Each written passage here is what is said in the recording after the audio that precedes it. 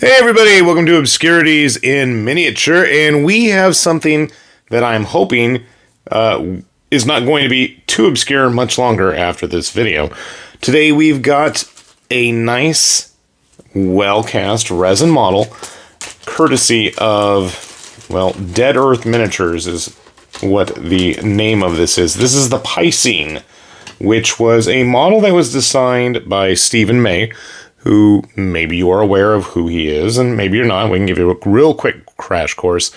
He was one of the designers of Forge World Specialist games and made some of my favorite of the most recent releases for Necromunda.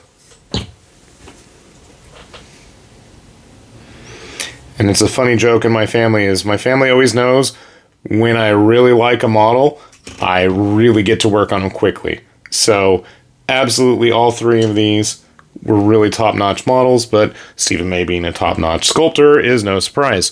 So anyways, he came up with these as kind of a segue after leaving Specialist Games and hopefully getting more on the way.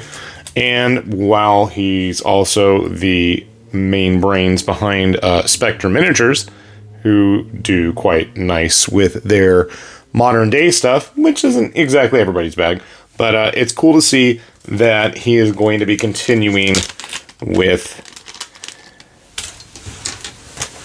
the grim, dark, grimy sci-fi stuff. So you can see pretty good sized looking chunks of resin, nicely cast as to be expected.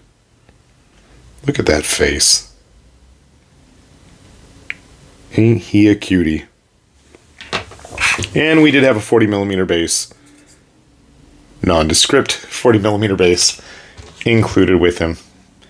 He does have a bit of a hunch to him, and as anybody that would be living in the Underhive knows, you're going to have to carry all sorts of odd baubles and trinkets with you. Weapons.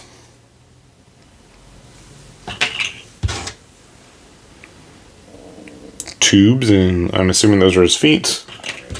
And finally, we've got a nice fishy tail. So I'm looking forward to getting this guy all put together. I will see how he turns out, obviously, and we'll show you those results in just a sec. So if you're curious, why not hang around? Alright, check it out. Here is our Piscean all put together. Now, I will like to throw out the fact that I did not actually attach those extra wire cord things yet. I'm assuming they're going to attach right here on his back somewhere, but you know, I'll figure that out later. Those are nice and little delicate bits, and I don't think it really detracts from the model itself not having them on there right now. It's got enough little wires and everything as it is. I want to say that there were actually some variant parts available for this guy. There was like a Psyker version, I believe. So if you wanted to have a few of these running around, and I mean, honestly, I think quick cuts at the wrists are easy enough on a model like this that you could replace. Obviously, the hands are not going to be as fishy, if you will. And it's a nice sense of movement, I think, of this guy. Got the tail going that way. You know, and it fits nice and conveniently on that 40mm base. And grabbing some typical people that you might find in the Underhive, along with maybe some atypical ones. You can get a good sense of the scale there. And to me, a model like this really is at its best because there's no strings attached. You can use it for whatever. I mean, a guy like this would look great in just about any kind of sci-fi game. Have him hanging out with your Forge Father allies. Have him hanging out playing 5 Parsecs or Stargrave with whatever minions and grunts you've got rolling out there. Let the Space British have a shot at him. I say, old chap. But no, honestly, it's a funky looking model, and I'm all here for that. If you guys are interested in getting a hold of one of these, I will put a link to the page that they've got up at the moment. I'm not sure when this guy is going to be available. It literally just came in the mail the day that I'm filming this. So let that give you an idea of like how recent this is. Guard type model. An embiggened Primaris type model. I don't know. I mean, honestly, a figure like this, you could use it for just about anything. You want to have a scenario where you have aliens crash landing into the 1980s, go for it, You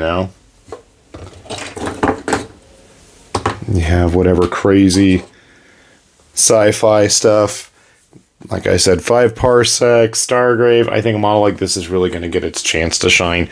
You want to roll it as some kind of a Xeno Hieron, hired gun, mercenary type model.